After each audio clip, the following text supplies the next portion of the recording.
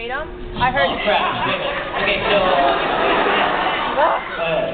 Okay, well, I heard you had a really bad experience at Walmart with a certain douchebag who was being a douchebag to a cashier. Like, you were acting all. Oh God, it wasn't a Walmart, it was a Tom Thumb. Okay, my bad.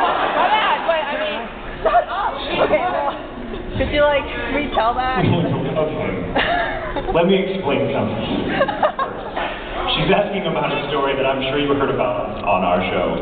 It's not gonna stop from telling it. No. Yeah, I you better haven't heard it. tell it.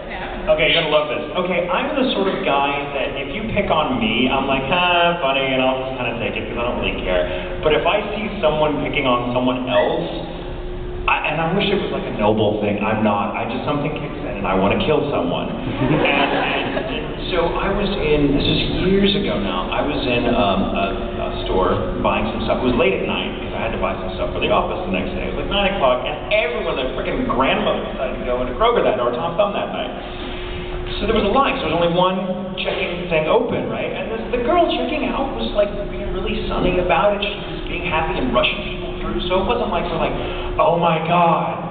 You know, it's just whatever, you have to wait, but the line's like 15 people deep, and I'm like 12, and there's a guy there's a guy in front of me with a little boy on his shoulder, and there's this guy in back of me that is like 2 feet taller than me and like 8 feet wider. This just horrible, like Old Spice besought wall of meat with eyes, and his horrible painted Harvey of a wife, and they were both drunk off their asses because you could smell booze on them from a mile away. Wait, Old Spice besotted what? Wall of meat with eyes. Wall of meat with eyes, thank you. That's what I called him.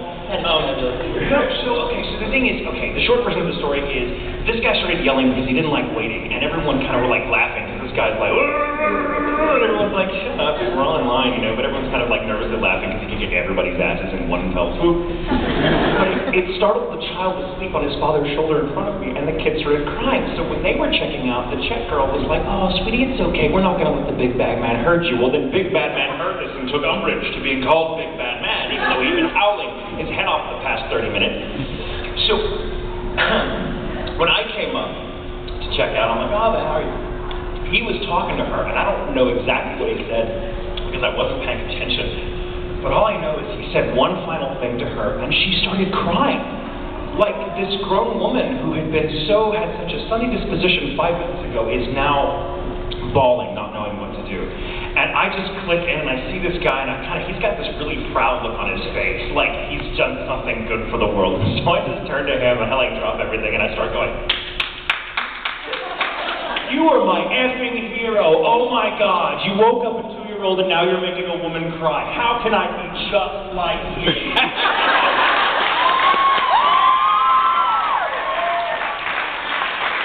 So he's startled because presumably he's not used to being talked to like this. And this is that side of my brain that's like going, oh crap, oh crap, oh crap.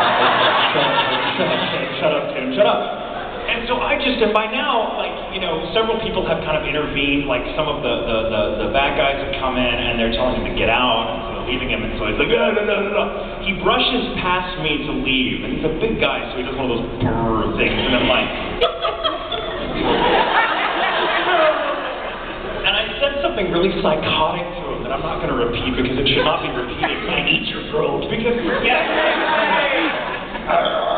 your grandchildren will woo the day they were born when they see this with evidence for you. Whatever. And his wife was like, oh, honey, let's go. And I said something to the effect of, like, if I had a tire iron on me, it wouldn't matter how much bigger you are. That's all I'm going to say. Like, the bigger they are, the harder they fall on my knee. And so they leave, and I feel all good, and I turn back to the check girl, who is now kind of just stunned, and I'm like, man, what a douche, right? Man, so, you know what, whatever he said, screw it, blah, blah, blah, blah, blah. And he's gone now, and I realize everyone's staring at me because I just said something really psychotic and frightening. And everyone's like, wow, out of the frying pan in the fire, we just got rid of, like, the wall of meat, and now someone's going to hold us up.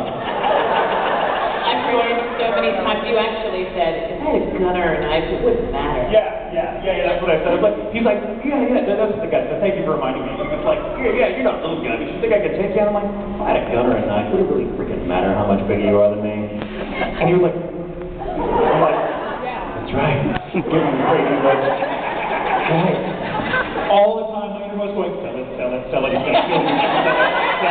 Don't break eye contact, I can smell fear. He leaves, I turn back and I'm like, man, blah, blah, blah, blah, blah, blah, and like there's this big dude now bagging my 2 bags of groceries, like handheld bags. And I turned, I'm like, I don't actually have a knife or a gun, I was just, didn't want to die.